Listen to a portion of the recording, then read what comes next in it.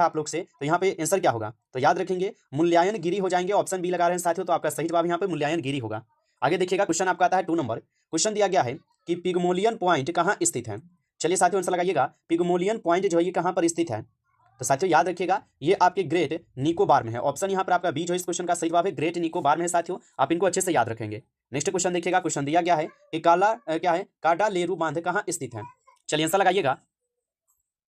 चलिए बताइए साथियों कि काडालेरू बांध जो है ये कहाँ स्थित है। तो आप याद रखिएगा काडालेरू बांध जो है ये आपके आंध्र प्रदेश में है। ऑप्शन यहाँ पर आप लोग का डी इस क्वेश्चन का सही जवाब होगा, आंध्र प्रदेश में। नेक्स्ट क्वेश्चन साथियों, क्वेश्चन है कि निम्न में से कौन सी झील सिक्किम में स्थित है। चलिए साथियों आंसर लगाइए। ये सभी टॉपिक से एक एक क्वेश्चन साथियों लिए गए हैं और ये काफी इंपॉर्टेंट और वीवीआई सेलेक्टेड क्वेश्चन है। आप इसको अच्छे से साथियों जरूर याद कीजिए, क्योंकि आपके पेपर में साथियों 100% यहाँ से क्वेश्चन आपको देखने को मिलेंगे। और बताइएगा निम्न में से कौन से यहाँ पर झील साथियों सिक्किम में स्थित है। तो आप याद रखिएगा ये कौन हो जाएंगे, तो चोलामू झील हो जाएंगे। ऑप्शन सी इस क्वेश्चन का सही जवाब है, चोलामू झील। चलिए आगे देखेंगे साथियों, क्वेश्चन है कि किस जनजाति के लोग वर्षा के लिए मनुष्य बलिदान में जो है ना विश्वास करते हैं। चलिए साथियों बताइएगा किस जनजाति के लोग जो है वर्षा के लिए मनुष्य बलिदान में विश्वास करते हैं। तो साथियों याद रखेंगे खोंड जनजाति के लोग। ऑप्शन ए जो यहाँ पर आप लोग का सही जवाब है, खोंड जनजाति के लोग जो है वर्षा के लिए मनुष्य बलिदान में विश्वास करते हैं। चलिए अगला क्वेश्चन देखिएगा साथियों, क्वेश्चन आपका आता है कि राष्ट्रपति का निर्वाचन मंडल किस देश से लिया गया है। चलिए साथियों बताइएगा राष्ट्रपति का निर्वाचन मंडल किस देश से लिए गए हैं। तो याद रखिएगा साथियों राष्ट्रपति का निर्वाचन मंडल जो है ये आयरलैंड के संविधान से ली गई है। ऑप्शन ए यहाँ पे सही जवाब होगा। नेक्स्ट क्वेश्चन देखिएगा, आपका क्वेश्चन है राष्ट्रीय महत्व के स्मारकों स्थान और वस्तुओं का संरक्षण किस अनुच्छेद में है। बताइए साथियों राष्ट्रीय महत्व के स्मारकों स्थान और वस्तुओं का संरक्षण किस अनुच्छेद में है। तो याद रखिएगा अनुच्छेद 49 में है। ऑप्शन सी इस क्वेश्चन का सही जवाब है, अनुच्छेद 49 में हो जाएंगे। आगे देखेंगे साथियों, क्वेश्चन है संघ सूची में कुल कितने विषय हैं। चलिए साथियों बताइएगा संघ सूची में कुल कितने विषय हैं।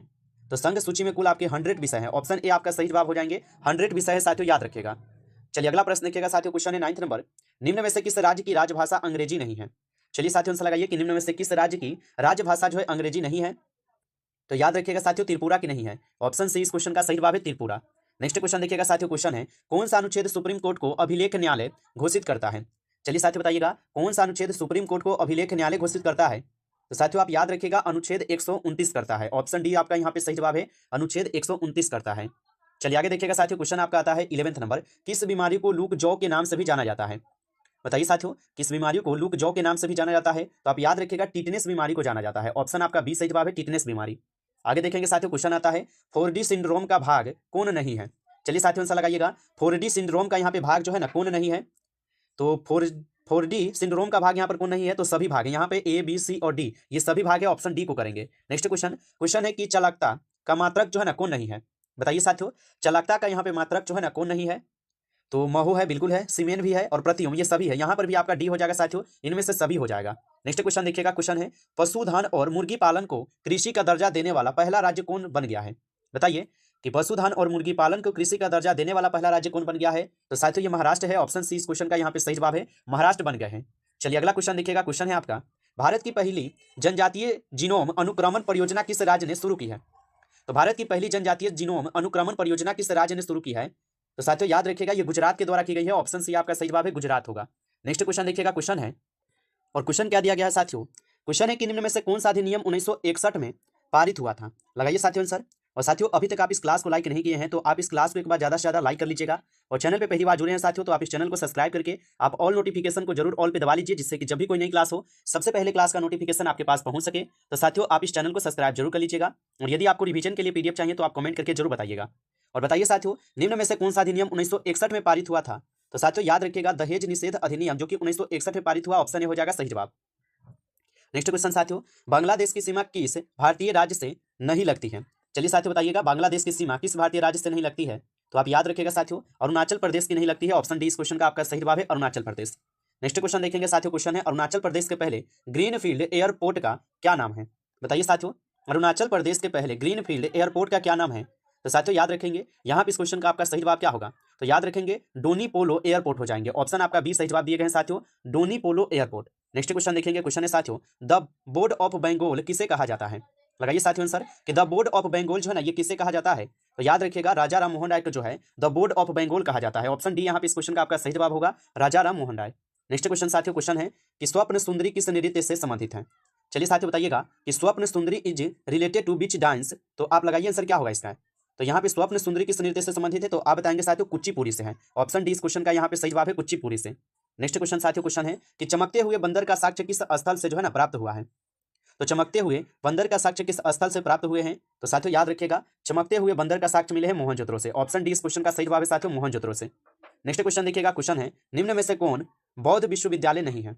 तो निम्न में से कौन है साथियों जो कि बौद्ध विश्वविद्यालय नहीं है, तो आप याद रखिएगा साथियों कौन नहीं है, विक्रमशिला विश्वविद्यालय जो क्या है, तो ये बौद्ध विश्वविद्यालय नहीं है साथियों। तो ऑप्शन सी इस क्वेश्चन का सही जवाब है, ऑप्शन सी को सही जवाब कीजिएगा। अगला क्वेश्चन देखिएगा साथियों, आपका क्वेश्चन है कि गजाम विद्रोह किस सन में हुआ था। बताइए साथियों गजाम विद्रोह जो ना ये किस सन में हुआ था। तो गजाम विद्रोह जो है साथियों ये आपके 1835 में होता है। ऑप्शन यहाँ पर आप लोग का 20 सही जवाब है, 1835 में। आगे देखिएगा साथियों, क्वेश्चन है रविंद्रनाथ टैगोर जी द्वारा लोकमाता किसे जो है ना कहा गया है। बताइए साथियों, तो रविंद्रनाथ टैगोर जी के द्वारा लोकमाता जो साथियों किसे कहा गया है, तो आप याद रखिएगा ये आपके सिस्टर निवेदिता को कहे गए हैं। ऑप्शन यहाँ पर आप लोग का डी इस क्वेश्चन का सही जवाब होगा। चलिए अगला क्वेश्चन देखेंगे, क्वेश्चन है INC की भारतीय मूल की प्रथम विदेशी महिला जो है ना अध्यक्ष कौन थी। साथियों इसका आंसर जो है ना आप लोग देंगे, ठीक है। 25 क्वेश्चन आपके लिए हम देते हैं और आप सभी लोग इसका आंसर जो है ना HW आपके लिए रहेंगे, सभी लोग आंसर दीजिएगा, ठीक है। जितने भी साथी क्लास को देख रहे हो आप सभी लोग गलत या सही सभी लोग आंसर दीजिएगा, ठीक है। चलिए आगे देखिएगा, क्वेश्चन यहाँ पर नेक्स्ट क्वेश्चन क्या है, क्वेश्चन है कि भूमापन के लिए बाबर ने किस मात्रक को शुरू किया था। चलिए आंसर लगाइएगा, भूमापन के लिए बाबर ने किस मात्रक को शुरू किया था, तो गज ए बाबरी मात्रक शुरू किए थे। ऑप्शन ए आपका सही जवाब हो जाएगा, गज ए बाबरी। आगे देखेंगे साथियों, आपका क्वेश्चन है कि बाबर का प्रिय खेल मनोरंजन क्या था। बताइए साथियों, तो बाबर का प्रिय खेल मनोरंजन क्या था, तो साथियों याद रखिएगा बाबर का जो प्रिय खेल था मनोरंजन ये गजीफा था। ऑप्शन ए जो यहाँ पर आपका सही जवाब है, गजीफा हो जाएंगे, आप इनको याद रखेंगे। चलिए साथियों अगला क्वेश्चन देखिएगा, क्वेश्चन है कि हुमायूं ने दोहरिया का युद्ध कब लड़ा था। चलिए साथियों बताइए हुमायूं ने दोहरिया का युद्ध जो है ना ये कब लड़ा था। तो हुमायूं जो है ये दोहरिया का युद्ध लड़ते हैं 1532 में। ऑप्शन बी इस क्वेश्चन का सही जवाब है, 1532 में। नेक्स्ट क्वेश्चन देखिएगा, क्वेश्चन दिया गया है हुमायूं ने न्याय के लिए कौन सा दिन निर्धारित किया था। बताइए साथियों हुमायूं ने न्याय के लिए कौन सा दिन जो है ना निर्धारित किए थे, तो आप याद रखिएगा साथियों हुमायूं जो है न्याय के लिए कौन से दिन को निर्धारित किए थे, तो आप बताएंगे बुधवार दिन। ऑप्शन यहाँ पर आपका 20 सही जवाब है, बुधवार दिन होगा, याद रखेंगे। चलिए आगे देखिएगा साथियों, आपका क्वेश्चन है कि कौन सा निर्माण हुमायूं द्वारा निर्मित है। चलिए साथियों बताइएगा कि कौन सा निर्माण है जो कि हुमायूं के द्वारा निर्मित है, तो याद रखिएगा शेर ए मंडल जो कि क्या है, तो ये हुमायूं द्वारा निर्मित है। ऑप्शन